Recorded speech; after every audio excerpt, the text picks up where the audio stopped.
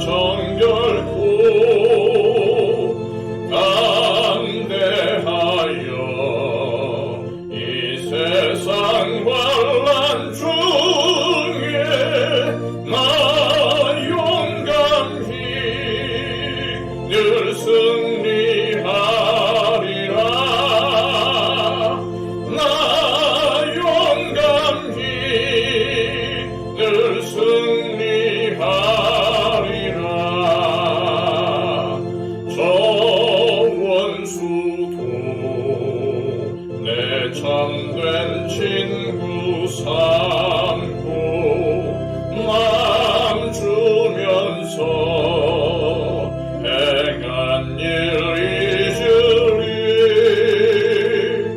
연약한 나 늘 온유 겸손하여 늘 섬기며 기쁘게 살리라 늘 섬기며 기쁘게 살리라 늘 바빠도 나 힘써 기도하며 주와 함께 늘 교제하리라 주 가신 길 그 발자취를 따라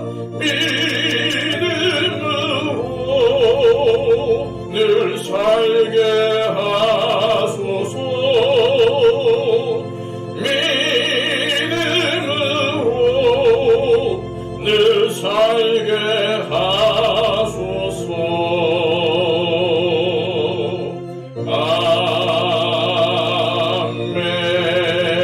아멘. 이 시간 우리에게 주시는 하나님의 귀한 말씀은 신약성경 야고보서 2장 1절에서 13절까지의 말씀입니다. 신약성경 372쪽입니다. 내 형제들아, 영광의 주, 곧 우리 주 예수 그리스도에 대한 믿음을 너희가 가졌으니 사람을 차별하여 대하지 말라.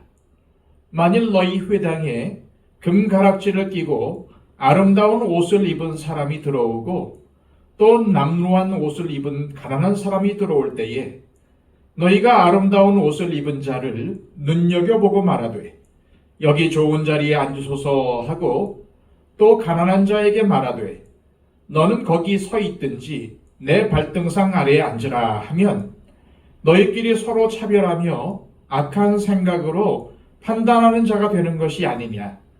내 사랑하는 형제들아, 들을지어다. 하나님이 세상에서 가난한 자를 택하사 믿음에 부유하게 하시고 또 자기를 사랑하는 자들에게 약속하신 나라를 상속으로 받게 하지 아니하셨느냐. 너희는 도리어 가난한 자를 업신여겼도다. 부자는 너희를 억압하며 법정으로 끌고 가지 아니하느냐.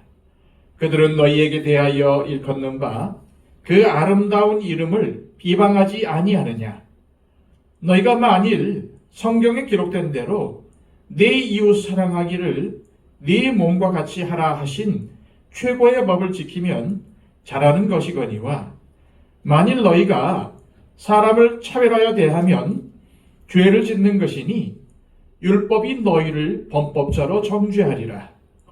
누구든지 온 율법을 지키다가 그 하나를 범하면 모두 범한 자가 되나니, 간음하지 말라 하시니가 또한 살인하지 말라 하셨은즉 네가 비록 간음하지 아니하여도 살인하면 율법을 범한 자가 되느니라. 너희는 자유의 율법대로 심판받을 자처럼 말도 하고 행하기도 하라. 긍휼을 행하지 아니하는 자에게는 긍휼 없는 심판이 있으리라. 긍휼은 심판을 이기고 자랑하느니라. 아멘. 예수님의 형제인 야고보는 오늘 본문을 통해서 교회 내에 존재했던 차별의 문제에 대해서 다루고 있습니다. 실제로 이런 차별의 문제로 고통을 겪거나 교회를 떠나는 사람들도 적지 않습니다. 심지어 과거에는 돈이 있어야 교회도 다닐 수 있다고 공공연히 말하는 사람들도 있었습니다. 1절입니다. 내 형제들아, 영광의 주, 곧 우리 주 예수 그리스도에 대한 믿음을 너희가 가졌으니 사람을 차별하여 대하지 말라. 야고보는 사람을 차별하여 대하지 말라고 경고합니다. 왜 그래야 합니까? 주 예수 그리스도에 대한 믿음을 가졌으니, 즉 차별하지 않아야 하는 이유는 예수 그리스도를 믿기 때문이라는 것입니다. 다시 말해서 예수님을 진정으로 믿는 사람이라면 형제 자매를 차별하여 대할 수 없다는 것이죠. 그러면 흩어져 있는 12지파 사람들, 즉 유대 그리스도인들의 교회 공동체에는 어떠한 차별이 존재했습니까? 2절에서 4절입니다.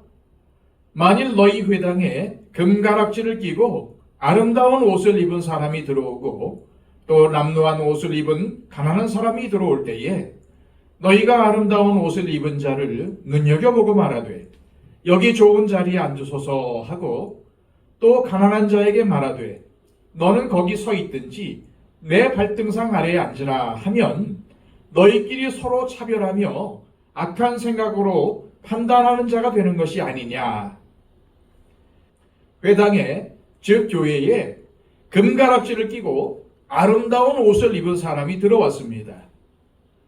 오늘날로 말하면 명품으로 갇혀 있고 각종 비싼 보석으로 치장했다는 의미가 되겠습니다. 그런데 동시에 남루한 옷을 입은 가난한 사람도 교회에 들어왔습니다. 그러자 안내하던 교역자가 부유해 보이는 사람에게 여기 좋은 자리에 앉으라고 합니다. 그리고 교회 장로님이나 권사님들이 그 부유한 사람에게 가서 잘 오셨다고 환영한다고 반깁니다. 그 사람이 정말 부유한 사람인지 아니면 사치하는 사람인지 아무것도 밝혀진 것이 없습니다. 단지 아름다운 옷을 입었고 금가락지를 끼었다는 이유로 교회가 그런 사람을 환대한다는 말입니다. 그런데 반대로 남루한 옷을 입은 가난한 사람이 들어왔습니다. 이 사람은 가난하기에 주일에도 열심히 일하다가 예배 시간이 되자 그래도 예배는 드려야 하겠다는 그러한 생각으로 부지런히 달려온 것입니다. 그런데 일하다가 왔기 때문에 땀 냄새도 나고 옷도 지저분합니다. 하지만 교회는 그런 사람에게는 관심도 갖지 않고 오히려 냄새나고 지저분하다고 저기 구석에 보이지 않는 곳에 앉으라고 한다는 말입니다. 이것이 야고보서가 말하는 교회의 차별 문제입니다. 사실 명품 옷을 입고 보석으로 몸을 치장한 사람이 자발적으로 교회 주방에서 설거지 하겠습니까? 아니면 교회에서 이름도 없이 빚도 없이 조용히 봉사하겠습니까? 만일 그렇게 할 사람이라면 예배당에 올 때 그러한 모습으로 오지 않았을 것입니다. 가끔 돈이나 명예, 직업, 옷이나 보석, 집이나 자동차 같은 예수님과는 전혀 상관이 없는 것으로 자신을 내세우고 드러내는 사람들이 있습니다. 하지만 교회에서는 믿음 좋은 사람이 가장 귀한 사람입니다. 돈이 많다는 것, 많이 배웠다는 것, 높은 자리에 있다는 것이 믿음이 좋거나 인격이 훌륭한 것을 의미하지는 않습니다. 오히려 교회를 위해서 헌신하는 사람은 막달라 마리아처럼 연약한 여성들과 아리마대 요셉이나 니고데모처럼 자신을 드러내지 않고 묵묵히 섬기는 사람들입니다.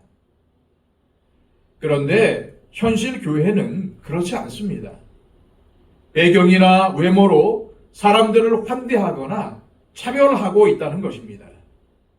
왜 그럴까요? 여기에 타락한 인간들이 세운 교회의 연약함이 있습니다.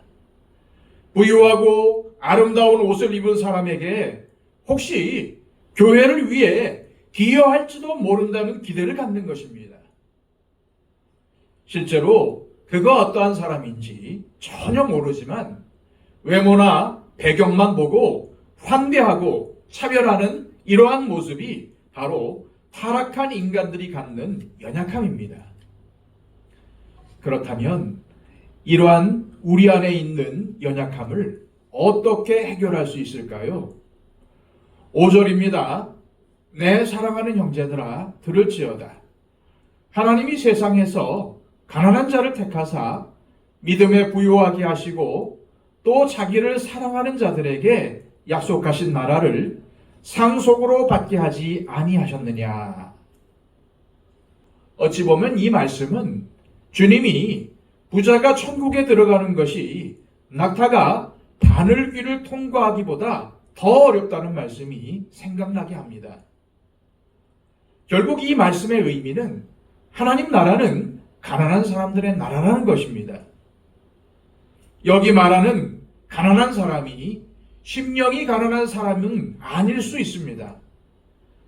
그러나 가난한 사람들이 복음에 훨씬 민감하고 잘 받아들일 뿐만 아니라 믿음으로 잘 살아갑니다. 하나님 나라는 부자들의 나라가 아닙니다. 하나님 나라에서는 부자라는 이유로 주어지는 혜택은 아무것도 없습니다. 예수 그리스도를 믿음으로 말미암아 구원받는 나라가 바로 하나님 나라이기 때문입니다. 그러므로 우리는 하나님 나라는 가난한 사람들의 나라라는 사실을 기억해야 합니다. 그리고 그 가난은 심령의 가난을 의미합니다. 심령이 가난하다는 것은 예수님으로 채용받기를 바라는 간절한 마음 상태입니다. 하나님의 나라는 바로 이러한 사람들의 나라입니다. 이것을 기억하시길 바랍니다. 이러한 원리를 이해했다면 우리 그리스도인들은 어떻게 살아야 할까요? 오늘 말씀의 결론입니다. 13절입니다. 긍휼을 행하지 아니하는 자에게는 긍휼 없는 심판이 있으리라. 긍휼은 심판을 이기고 자랑하느니라. 무슨 말씀입니까? 긍휼을 베푸는 삶을 살라는 말입니다. 야고보는 8절에서 성경의 최고의 법이 네 이웃 사랑하기를 네 몸과 같이 하라라고 하신 주님의 말씀임을 밝히며 이 법을 지키는 것이 교회의 본질이고 올바른 믿음의 길이라고 강조합니다. 따라서 외모로 사람을 차별하고 상처를 주는 것은 이웃사랑이 아니라는 말입니다. 9절입니다. 만일 너희가 사람을 차별하여 대하면 죄를 짓는 것이니 율법인 너희를 범법자로 정죄하리라. 야고보가 율법을 언급한 것은 야고보서라는 편지를 받는 사람들이 유대 그리스도인들이기 때문입니다. 그런데 그리스도인들이 지켜야 할 율법은 구약의 율법이 아니라 그리스도께서 십자가에 달려 죽으심으로 우리에게 주신 자유의 율법이라고 야고보는 12절에서 강조합니다. 죄에서 자유하게 하신 예수님을 믿음으로 얻는 자유를 말하는 것입니다. 따라서 그리스도인은 이 자유의 율법을 받은 사람처럼 말하고 행동해야 한다는 것입니다. 이 말은 모든 차별의 마음을 버리고 믿음에 합당하게 행동하라는 의미입니다. 그리고 믿음에 합당한 행동은 바로 긍휼을 행하는 것임을 밝힙니다. 긍휼이 무엇입니까? 불쌍히 여기는 마음입니다. 주님께서 우리를 불쌍히 여기셨던 그 주님의 마음이 바로 긍휼입니다. 오늘 본문에서 야고보는 왜 차별에 대한 이야기로 시작해서 긍휼로 마치는 것일까요? 그것은 바로 믿음으로 산다는 것은 곧 우리 안에 꿈틀거리는 환상을 제거하는 것에서부터 시작해야 하기 때문입니다. 돈이 많은 사람, 배경이 좋은 사람이 믿음 생활을 잘할 것이라는 환상, 많이 배운 사람이 믿음이 좋을 것이라는 환상, 돈이 많은 사람이 교회에 더 많이 기여하고 헌신할 것이라는 환상. 그래서 그런 사람들에게 잘 보이려고 아부하는 세상적인 생각을 버리라는 것입니다. 그리고 그 자리에 주님이 우리를 긍휼히 여기셨던 것처럼 다른 사람을 불쌍히 여기는 마음으로, 가난하고 연약한 자들을 품어주고 안아주는 마음으로 채워야 한다는 것입니다. 만일 내가 부유하고 많이 배우고 배경이 좋다면 야고보가 서두에서 검연한 것처럼 낮아짐을 자랑해야 합니다. 하나님께서 허락하신 재물과 재능으로 형제와 이웃을 사랑하고 긍휼을 베풀 때 하나님께서 합당히 여기신다는 것을 기억하시길 바랍니다.